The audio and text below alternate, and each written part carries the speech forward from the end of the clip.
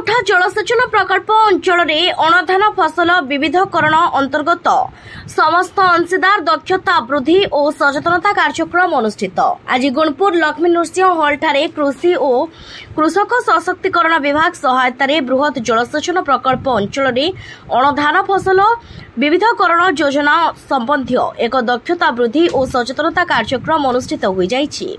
उक्त कार्यक्रम को एफए आशा अनुष्ठान द्वारा परिचालना करा जायथिला। एही कार्यक्रम रे शताधिक महिला और पुरुष चाषी जोगदे जलर सुपरिचालना सहित अल्प पानी सहायता रे किपरि अणधान फसल करी लाभवान होई परिबो से संबंध रे ज्ञान आहरण करथिले।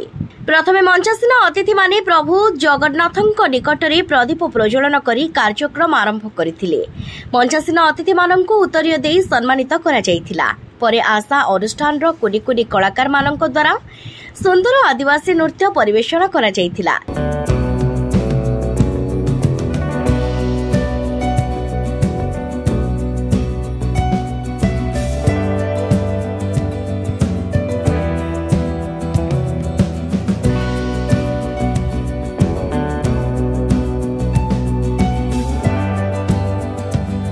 এই दक्षता विकास और सचेतनता कार्यक्रम रे मुख्य अतिथि भाव में गुणपुर पौर परिषद उपाध्यक्ष शिवप्रसाद गौड़ जोगदे परिवर्तनशील जलवायु रे धान फसल सह अणधान फसल करने को बुझाइथिले।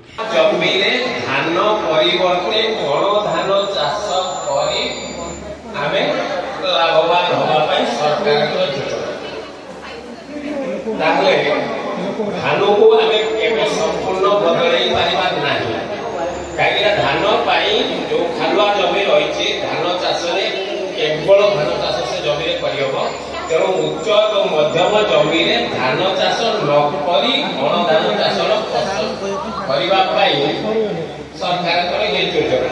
तेणु कथा से प्रकार जमी समस्या कौन कहीं आम धान करवानी ना धान जेहेतु तार चेर सब माटी ऊपर थाए गभीर को जाए नहीं से अधिका पानी दरकार करे एवं जो खाद्य जो पानी धान माटी शोषे से पूरा ऊपरी भाग में शोषे। सम्मानित अतिथि भाव में गुणपुर ब्लॉक उपाध्यक्ष सुदर्शन सबर जोगदे मांडिया चाषर उपादेयता संपर्क में बुझाइथिले। अन्य सम्मानित अतिथि मध्य जिला कृषि अधिकारी विष्णु प्रसाद कर उठा जलसेचन प्रकल्प संबंध में चाषी मानक कहिथिले। हम गुणपुर ब्लॉक रे ही 4 जगह रे हेई परिछि। हम गुणपुर निर्वाचन मंडल आ अन्य कोनोसी ब्लॉक रे वर्तमान इरा कार्यक्रम हेई नहीं।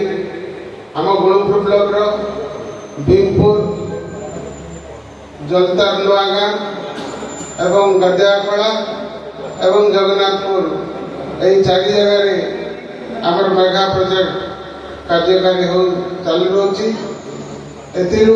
बहुत चाषी यही जो मेगा प्रोजेक्ट उठा जलसेचन द्वारा उपकृत हो पार्टी।